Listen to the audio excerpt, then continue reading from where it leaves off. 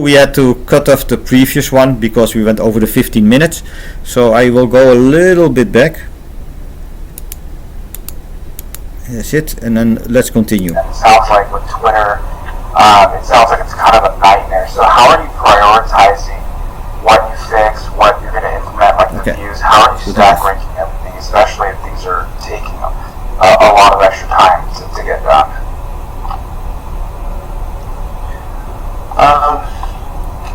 Well, bear in mind, like, the acquisition only closed like 6 weeks ago, ish. So this is probably like the biggest amount of change that has happened in an acquisition, possibly in history. We're at a little over 2,000 people. We were at close to 8,000 people. The site is still running, as evidenced by us being on it. This is reasonably good progress. But the most essential thing to be done at Twitter was to cut the burn rate so that Twitter does not just go bankrupt next year. That was task number one. And there's still work to do on that front, but it's mostly done. Then it's also important to move the revenue base from being essentially entirely dependent on advertisers, and not just dependent on advertising, but dependent on fuzzy brand advertising, as opposed to advertising that has a clear ROI. And as we're heading into what appears to be a recession, the first thing that companies will cut is discretionary brand advertising. So it is important for Twitter to therefore have a subscriber base. This is the reason for the Twitter Verified. The reason we're able to make progress with the Twitter Verified is because it makes use of a product that just sort of was pre-existing, but not very useful, called Twitter Blue. So being able to move to have subscriber revenue be a meaningful part of Twitter revenue is going to be essential for the prosperity, the survival of Twitter. So that's why that's actually the number one priority is getting the Twitter Verified to work, and also getting Twitter verification for businesses and organizations to work. So that you're starting to see that roll out now, where an organization can actually identify who belongs to that organization. So, like, who is actually which accounts actually belong to Disney and can speak on behalf of Disney or on behalf of, say, Stanford or any organization. Like if someone says they're affiliated with an organization, how do you know that besides them saying it in their bio? Well, we're now linking that on the back end so that so that organizations can say, yes, these Twitter handles actually do belong to the company and are authenticated. And this is also, obviously an avenue for business revenue. So the subscriber revenue and sort of back end business. So what he is telling about is that he has a lot of users and he doesn't know who they are exactly. So this is blue mark for checking if you're really the person you are. But then they also can see where you work, like and what are your links to universities or to companies or to other things. And this is of course again value information, and this information can be sold, or this has some value in the market. So it is like Twitter will also have like something like LinkedIn or like Facebook, that you can see which school the person went and which kind of education he had and what kind of industry he's working or she is working for. So there is so this is the back end, and that is also maybe a business model to earn money. This revenue is really important as we see a rapid decline in brand advertising. These are all features, and they're all the expense of refactors. Yeah. No, they are. Okay. But I think we won't get to the refactor if we don't make these changes. Why? Because we used to be bankrupt. What's the runway? So what is happening here? He says he doesn't want to refactor. he just makes the new he like bug fixes. He just changed the code a little bit, and then they say, why are you not refactoring? Because he says if we would refactor, we will be broke. Yeah, the run rate means how long the company has money to function without any income, and like a startup. So they have an unlimited amount of money, and this is called the burn rate.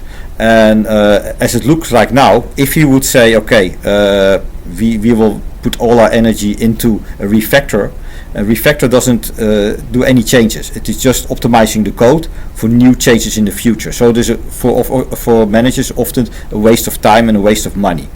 And in this case, it is really a waste of money and a waste of time, and the time is better to be used to make the platform more attractive and or the platform more profitable or monetizing enabled, so people can make more money with it, and so they can extend their burn rate or become even positive money-wise. So now we will hear what is the real run rate of Twitter.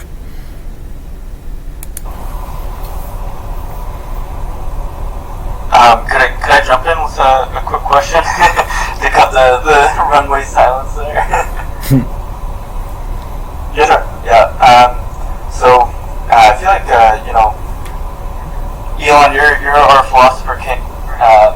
Plato would be very proud of you. You're extremely technically competent, and you I think really understand how to drive things in a good direction. But I really love how you're also leaning into the voice of the people and letting them have a say as well. But you can't have a million backseat drivers. So I guess my question to you is how do you integrate the voice of the people when there are a lot of people that just don't have the right information to make decisions? And how do you create the right governance systems to really find the signal from all of the noise to get Twitter to become something more like a republic rather than a dictatorship? Curious what you think.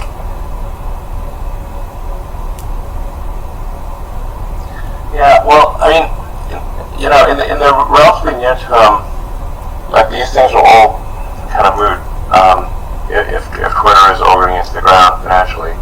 So I think about the runway question, like just to sort of give people some perspective here. Twitter was tracking to spend about $5 billion next year. You need to get trips to Disneyland. Yeah, exactly.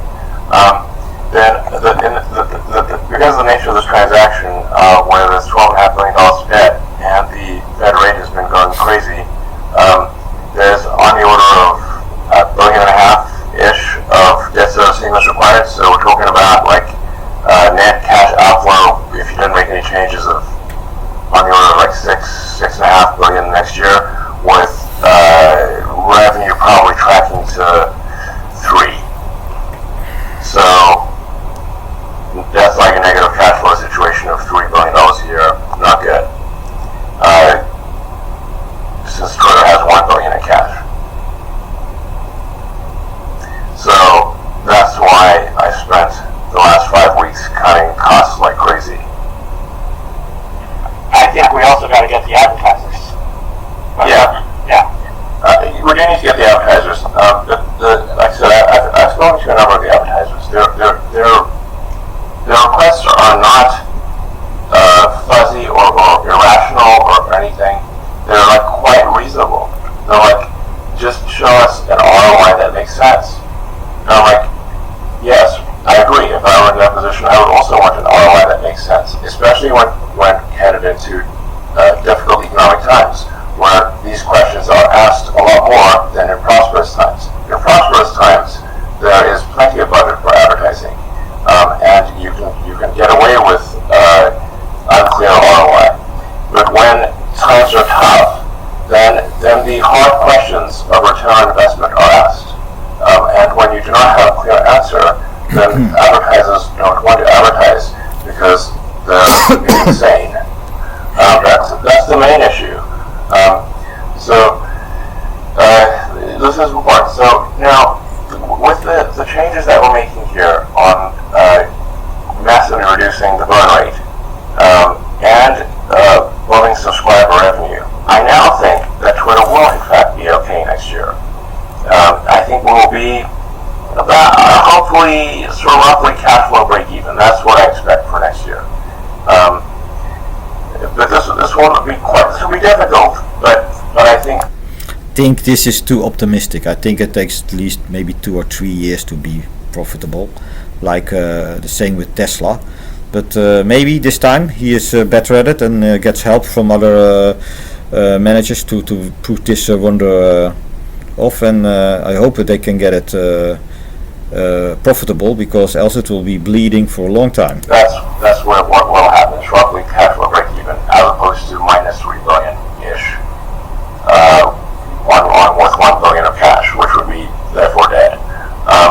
So that's the reason for my actions. They may seem sometimes spurious or odd or whatever. Is because this is not, we have an emergency fire drill in our hands. That's the reason. Not because I'm like naturally capricious, or at least aspirationally I'm not naturally capricious.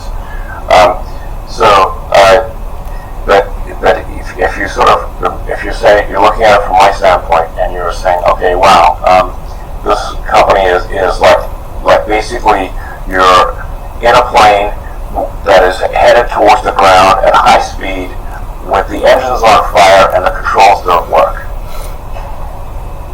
I use the same analogy in comma. Can we afford good food? Yeah. Comma is the previous company of George Hall, the company that made this automated driving software with a smartphone. So and they are talking now about what they can still spend with the money that is left over for the run rate. Well, it's really important to me. no, I think we can afford good food. The madness of for example, the headquarters food budget was that it was $13 million a year of fixed rate, no matter how many people showed up. So if the normal meal price would have been with the lower buildings.